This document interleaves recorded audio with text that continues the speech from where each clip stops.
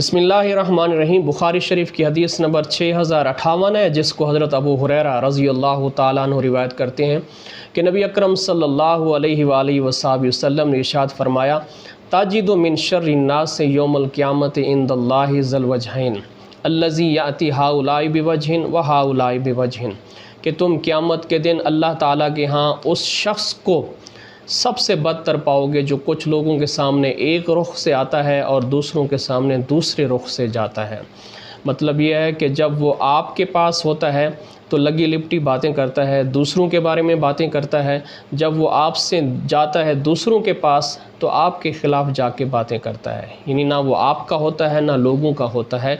यानी जिसका तर्ज़ अमल मुनाफ़िकाना होता है, क़यामत के दिन वो शख्स अल्लाह ताला की बारगाह में शरीर तरीन होगा।